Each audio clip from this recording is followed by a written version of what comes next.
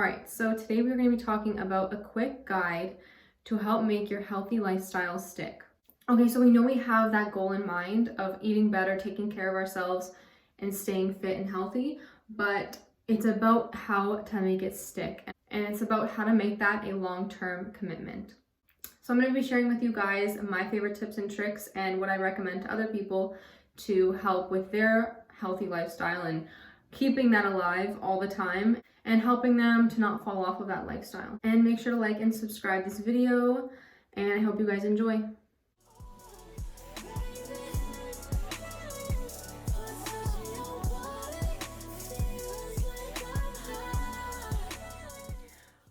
Okay guys, so my number one point with this whole entire video is know your reason why. So if you want to be healthier, you want to work out more, why are you doing this? What is the reason? Is it because your cousin told you to?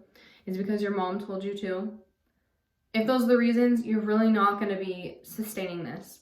You have to have a deeper reason and a deeper desire as to why you're doing this and why you're fulfilling this and why you want to make this your actual lifestyle. So what are the long-term goals that you have? And what is the deeper reason? Where are you getting your motivation from? Keep that alive. So basically, once you have your why, it's just about keeping that around you. So if you have it in your phone, you have it maybe written down on a vision board or on a piece of paper around your house, a sticky note, somewhere where you can have a constant reminder of why you're doing this. Okay, so now we got through the first point. Now my second point and tip is to stay organized. So staying organized is really, really important because it keeps you on track. So if your kitchen's a mess, your budget is a mess, you don't know what you're buying, what recipes you're making, what healthy foods you're including, what foods you're not including, things like that. If you don't have some type of organized plan in place, it's gonna be really, really easy to just be like, I don't even know what my plan was, let's just scrap the whole thing. So it's a lot easier when you have your plan in place and you know what the hell you're doing and you have everything ready for you. You know exactly what you're doing and you're prepared. It's about being prepared. If you have a goal in mind, you also want to be writing down or telling yourself or like figuring out what is your plan to achieve that goal. So that's all about the organization process. Again, organization is not only the mental organization, it's also the physical organization. Physical organization. So what do you buy? So this goes back to the whole, you can't eat it if it's not there or if you didn't buy it. So if it's not in your house, you can't eat it. You can't indulge in it. So be conscious and cognizant when you're going out grocery shopping. What are you buying? What are you doing to yourself that's going to be maybe steering you away from your goals and steering you in the wrong direction and kind of backtracking you from your goal? So if that means making a list, being strict on the list, be strict with what you're buying. So don't buy every single thing, processed foods, and then go home and expect to eat healthy. Like you have to buy what you're planning to eat. So buy accordingly and plan accordingly. Prepare recipes, everything in advance so you know what you're doing, when you're doing it, if it's really that much of a struggle. The harder that you think this is, the more planning you just need to do. So say if you bought all these healthy ingredients at the store and you come home and you just don't know what to eat or what to make and you just rather eat like ramen noodles, then pick a recipe, plan out your recipes for the week. So have an organized plan of what you're gonna eat.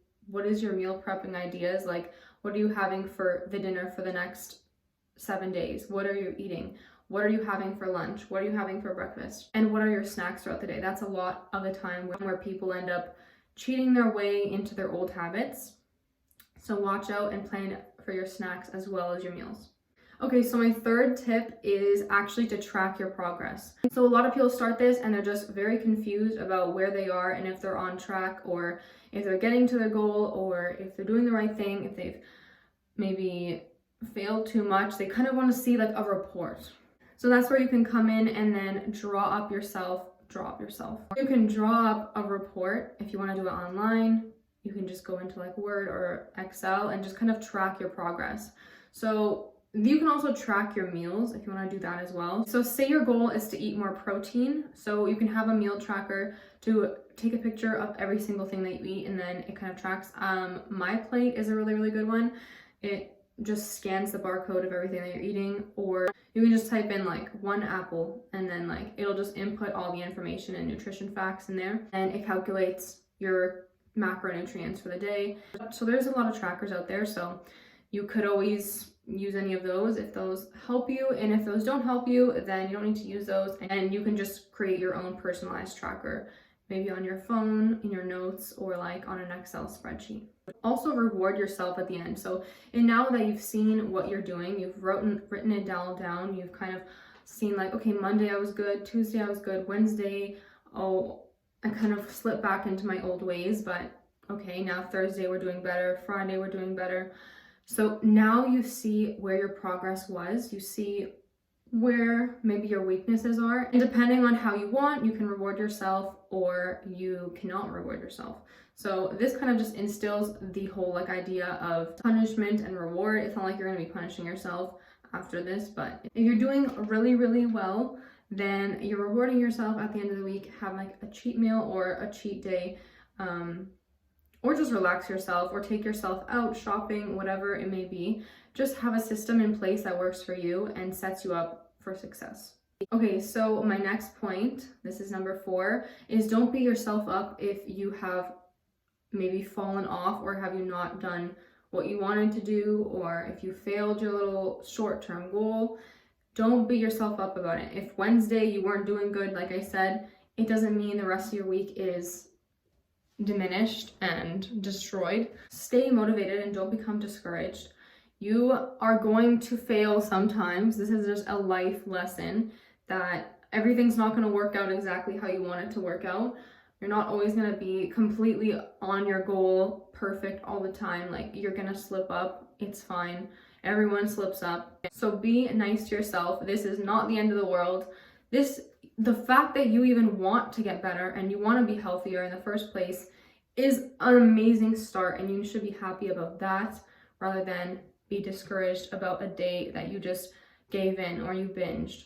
It's just a day that you weren't doing your best. You don't need to do your best every single day. Some days is just a day for you. It can just be a day for just life. So help yourself out and stay motivated and encouraged. So my 5th tip is to tell others what you're doing. So this is kind of a way for you to hold yourself accountable for what you're doing. So say you tell your best friend or your mother or someone in your life that you have this goal, you have this kind of mission this year to get yourself onto a good, healthy start and stay on it. This is my new lifestyle. This is what I'm doing. This is me. I'm not turning back. This is how I'm going to be. I'm going to take care of myself. People are going to hold you accountable to that. You go at a restaurant, you know what? People can be assholes sometimes. If you slip up and you're having something unhealthy, people are always going to chime in and tell you their opinion and be like, oh, you said that you were going to eat healthy and you're eating this oily food. But just because this person is trying to get a reaction from you doesn't mean that that doesn't benefit you in some way. Because you know what? Now you're going to be like, I don't want to hear Sally's weird comments. Let me show her that I am sticking to my goal and I am doing what I said. Okay, so back to the actual content of the video. So my next tip, which is actually my last tip, number 6, is to stay inspired. Okay, so say you're on Instagram and you're following a baking account. Not that following a baking account is bad. Not banking account, baking account.